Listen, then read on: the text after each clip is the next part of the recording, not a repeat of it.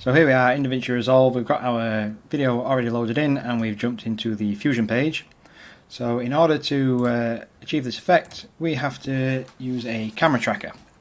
So if we push Shift and Spacebar, we can search for the camera tracker and we can add that to our node tree. If we drag that up to our first window and we click this little tick box here, this will show us our track locations. And we can see we've got a few little yellow dots on our screen showing us which areas of this image are going to be tracked.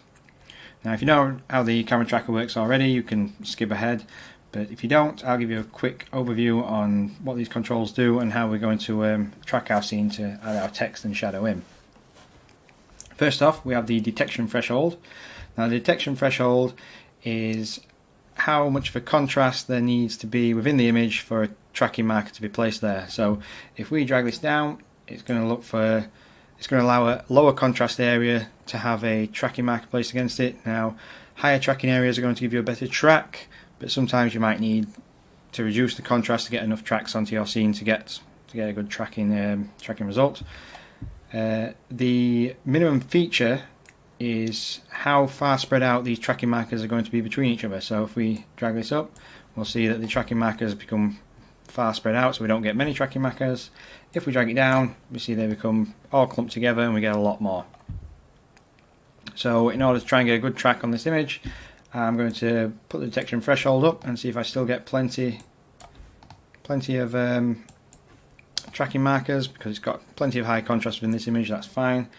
The minimum tracking markers, I'm going to drag down just a little bit just to get a few more on there. You do have an option of bidirectional tracking, which will track the track forward and then track the video backwards, which will give you a slightly more accurate track and possibly get a few more tracking markers in there. I found it a bit hit and miss. It sometimes crashes DaVinci Resolve, so I don't use it in this situation. If you've got a video, you can give it a go. If it crashes, just don't use it. So once we've decided our tracking details, we press Auto Track. It will scan through the image, tracking the markers that we've assigned to it. And once that's done, we can scrub through the image and we can see that these tracking markers move with our video. So once we've done that, it's on to the next tab, which is our camera tab.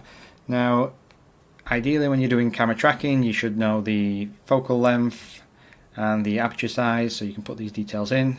This is just a stock footage, so we don't know those details. It looks like it's been took from some kind of drone, which I have no clue which one it is, but if we set this around about 20, I found that to be quite acceptable for drone images where you don't know the actual focal length. But if you know these details, you really should be putting them in. It's going to give you a much better track. So then on to the next tab, which is the Solve tab. And if we look down at the bottom here, we can see we've got 11,136 tracks. That's a lot of tracks. It's going to take a long time to solve. Depending on the length of your footage, you don't really want to be going above 6,000, and somewhere between 2 to 4 is generally going to give you a nice effective track anyway. So to reduce these tracks down, we have some track filtering options here. So the top one is the minimum track length. This is how many frames a track has to stay stay on the. I can't get my words out. This is how many frames a single track has to stay on the track. So if we move this up to say 10, any one of these tracking markers that doesn't last for 10 frames will be deleted. Or, well, not deleted, it'll be selected. So that means we've got 7,000 tracks selected. If we delete those, that'll leave us with 3,000, so we can drag our maximum track area down a little bit, see if we can select a few more. So if we go to about 8,000 and then we deleted those tracks by pressing this delete button here, that'll remove all tracks that are less than 10 frames and have a track error above 0.127. After we've done that, we've got down to 3,000 tracks. We can hit our solve and we get an error saying that we don't have enough tracks between 2 frames. You have to have a minimum of 8 tracks that's overlap. So if you get this error, just click OK, undo, and adjust your track selection. So we'll bring down the amount of tracks that can be, the amount of frames a track can have. So if we reduce that down to 7, and then we just reduce the track error, so we get roughly around about the same amount of tracks, and try solving in this situation. We've still got the problem, so we're clearly removing tracks that we need to complete. Back to my auto track. I'm just going to reduce the contrast levels because this might be causing some problems if this detection threshold is too high, and we'll run our auto track again.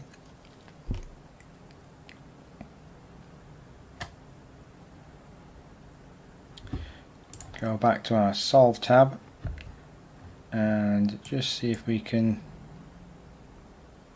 get back down to a couple of thousand that's allowing us to solve. There we go. So if you get that problem, it might be that your detection threshold is too high and you're not getting enough tracks that are crossing over enough frames. So you can always go back, adjust your detection threshold and the amount of tracks that you get on there, and then go back and try solve again. So once our track has been solved, you get a little summary here, and we need to pay attention to this average solve error. If this is not below 0.5, then you're unlikely to get a good track in which you can place objects in your scene and then look seamless. They're going to maybe vibrate about a little bit or jump out. They're just not going to stay perfectly still. So getting this below 0.15 is quite important to get a good final result. If yours is above 0.15, this is the point where you can start trying to use your minimum solve error. So if you drag this down, and you'll see eventually tracks will start getting selected. So I'll just show you a quick example. So if I set it to anything below, say 0.16, that's going to select 179 tracks. I can delete those tracks, and I can run my solve again, and we'll see if it improves this 0.1485 for us. Now the 0.1485, it doesn't need improving, it's a very, very good track, it's going to give us a very good final result, but just as an example, if you are in problems at all, you can improve it just by reducing the minimum solve error of your tracks. So as you can see, this has made our solve error even better. Now this is incredibly good. You not very often you'll get a solve error this low, but it's a nice scene for it. There's plenty of contrast areas, so we've got a nice healthy track.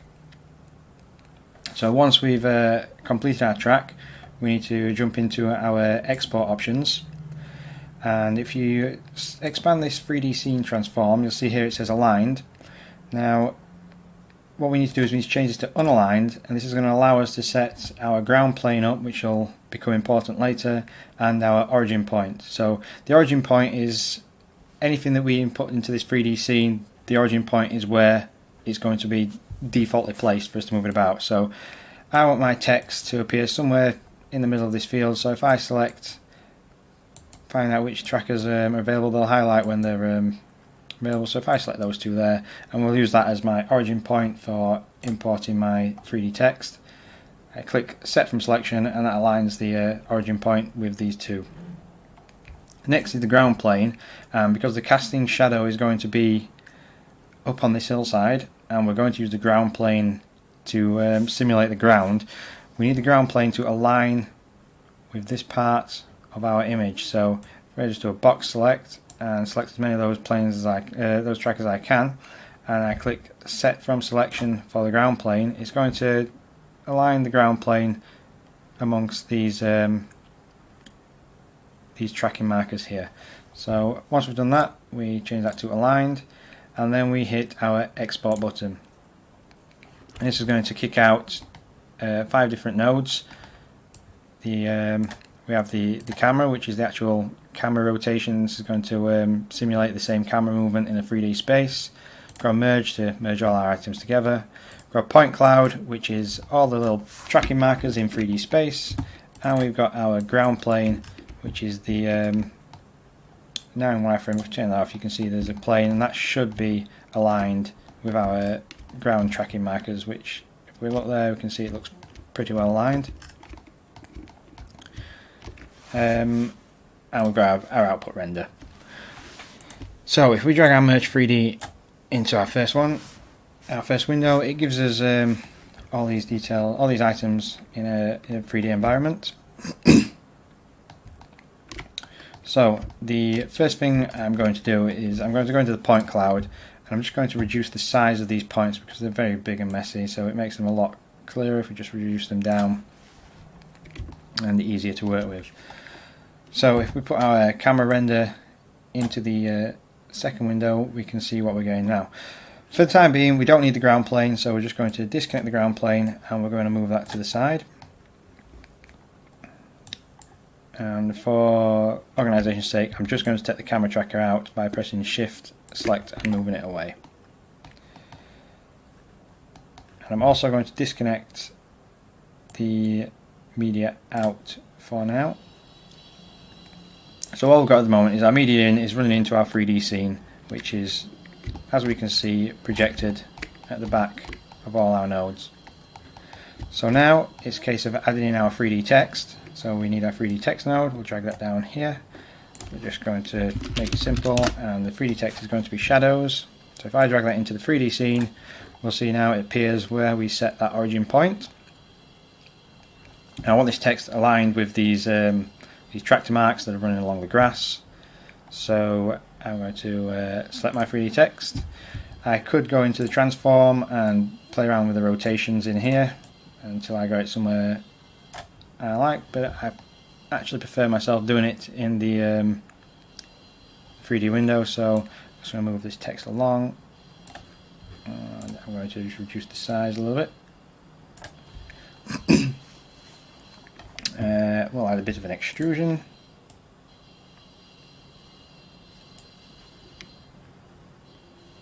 Maybe a little bit of bevel. Let's give it a 3D image.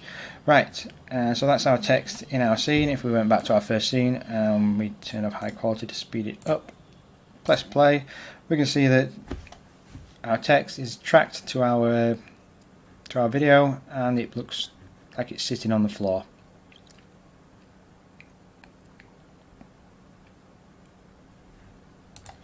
So that's our first part. Now the next part is we need to add in some lighting and do some shadows.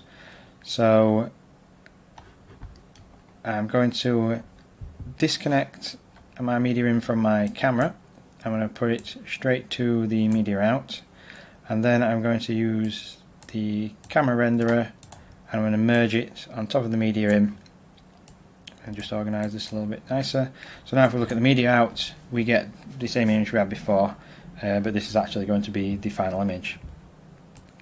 So I'll just move these around a little bit just to tidy things up. Right, so we're going to add in some lights, and first things first, I'm just going to select my camera renderer and we're going to enable lighting and shadows, and you can see that makes it completely black because we don't have any lighting in our scene at the moment. So if I select the Merge 3D, and I'm going to add in a directional light, and I'm going to call this, rename this and call it Key Light, just so I know where it is. And I'm going to move this backwards and upwards. Now it doesn't actually matter where a directional light is in your scene, it will just cast light from that direction all across the scene. It's just I like to move it so that it just makes sense in 3D space to me. So we want this light to be casting on the back of our shadows because we can see that the light's coming from this direction by looking at the shadows on the image. So we want the light to be represented in the same way. So if I spin this round, we can see these light beams are showing that it's pointing, so it's going to be hitting the back of the shadows text pretty much face on. I'm then going to add another directional light, and this one I'm going to actually call backlight. It's a bit confusing because while it is a backlight, it's actually going to be on the front of our shadows. So I'm just going to move it to the front, and I'm going to rotate it so that the light is hitting the front. Now this is set to full intensity, so it's just basically 100% light hitting the front of the shadows. I'm going to drag it down so it's not as bright, and I want this to represent some light splashback that's coming from our green grass in front. So I'm also just going to actually add a green tinge to this light, just so the white text is getting looks like it's getting a bit of a green overspill or splashback light onto the front of it. And if we zoom in, actually we can see also there's no light hitting these parts, so they're just coming in as black. We can fix that by adding in a ambient light. Now an ambient light just lights every surface evenly. It doesn't have a direction, it's just a light added to the scene. So the intensity is generally pretty low. You can play about with it just so you get to the point where the darkest parts are not just pure black, they've got a little bit of light on them. So then we can see there that bevel on the back has got quite a lot of light coming in from our key light, and the front has just got a little bit of green splash light on this section. So that's our text set up in the scene. We now need to create a separate 3D merge node in which we can do all our shadow rendering. So I'm going to rename this merge node here to text merge, so I know that that's the text, and I'm going to just copy this 3D merge over here. I'm going to plug the ground plane into this one. We also need to copy a few of these. We need to copy the camera and place this into our merge so that the camera tracks the same way as it does with the text. And we want to copy the text, but we're going to paste the text as an instance. So if we make any changes to either of these, it will affect both and not just one. So we wouldn't want to be adjusting the size of this text and then the size of the shadow not altering. So by copying an instance, this gives us duplicate control. We could just drag the output over into these, but I just find that it gets very messy with your node tree if you're overlapping everything like that. So we'll bring our text into our merge 3D, and then for our merge 3D we'll select a render 3D to render it out and merge that on top of our media in. And because we've got a ground plane in this one, we can see that it's just put a nasty big purple ground plane in our scene. So if we go into our ground plane and we change its texture to white, we can then go back into our merge and we can change our apply mode to multiply, and then anything that's plain white will simply not be rendered into that image. And it's going to be important for when it comes to casting shadows. So it is important from your media in to your media out that your shadow merge, and I'll just rename this to shadow merge, is before your text rendering merge. Reason being, now it's not so important on this one because the shadows are going to be coming off from the front, but if you had these the other way around and the shadows were going backwards, they would appear on top of the text rather than the text on top of the shadows. So with that being said, let's get on to rendering our shadows. So if we view this 3D this merge 3D in our 3D window, we can see we've got our shadows there. Now all we're going to do in this one is we don't need the key light and the backlight, we're just trying to render shadows. So we're going to select spotlight. I'm going to put a spotlight within this merge 3D, and this spotlight needs to be from the same direction as the sun so that we cast the shadows in the same direction. So the easiest way I've found to do this is if we go into the spotlight and we use target. This puts a little target on our scene, and we can align that somewhere with our text, and then what that means is whenever we move our spotlight, it will always point towards this target. So we want our spotlight to be moved. Oops, sorry, I selected the wrong thing. It's hard to select sometimes. Our spotlight wants to be moved backwards and up as though it's coming from the sky. And with our 3D window, we need to right click, 3D options, and choose lighting, and then 3D options and choose shadows, so we can see where our shadows will be cast. So because this is simulating a sun, we don't want our shadows to be right.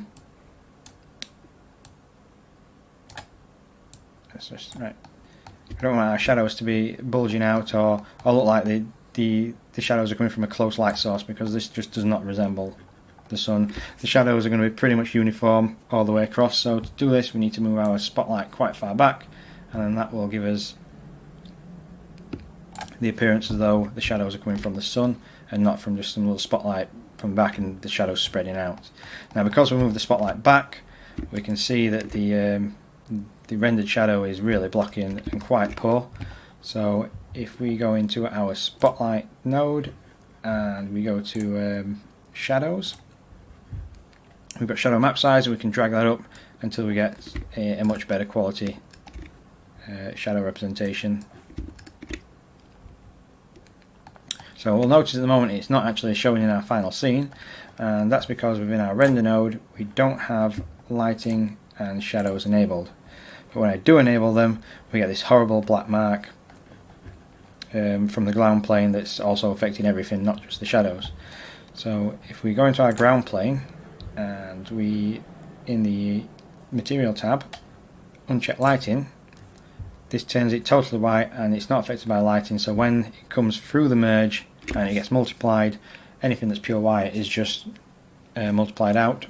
One thing I forgot to mention earlier is we want to put a override node between our text and our merge.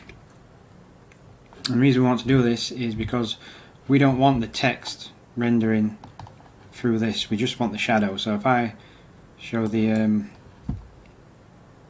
shadow merge on our second display, we see that we've actually got the text in there, and we don't want that. We're just focusing on rendering out the shadow in this. So if we select our text and search for override 3D, and then in the override 3D we select do unseen by cameras and then tick unseen by camera, that will take it out of the render, and the only thing that will be rendered there is the shadow,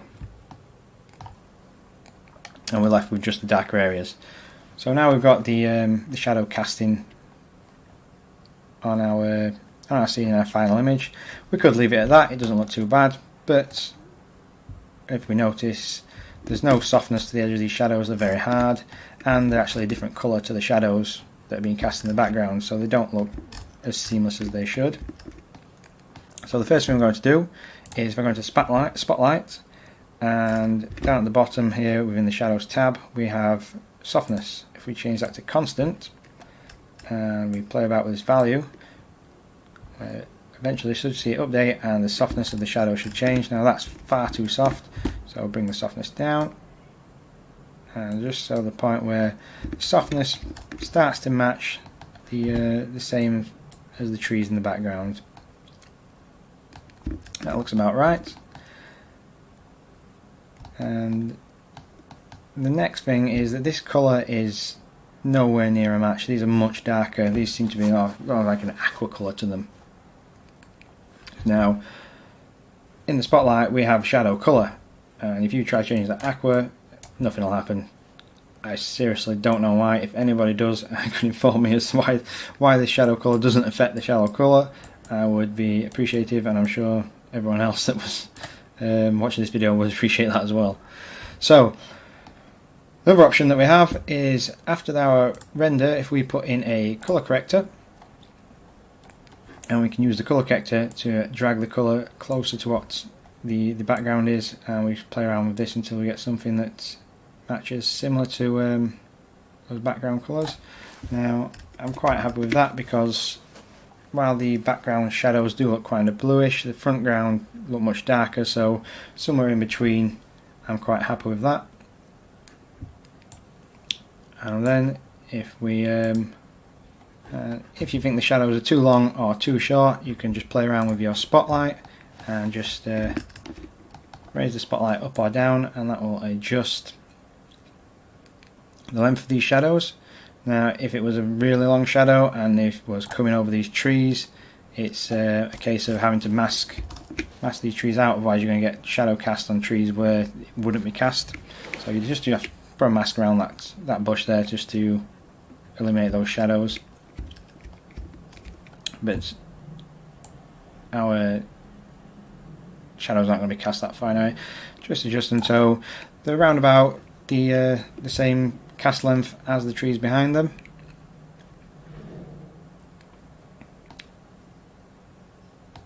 And then if we go into our 3D text and we wanted to change this to say yeah, then we can see that our shadow changes with it because we've got the instance between our text and our shadow rendering. And if you want, you can just clean this up a little bit, just group these. So we're going to group, and that's our shadow render. Group them, rename, text render. And there we have it. So I hope you enjoyed this tutorial, guys. If you found it useful, please drop a like and subscribe to the channel, as it really helps me out. And I'll keep these coming. So thanks for watching, and I will see you next time.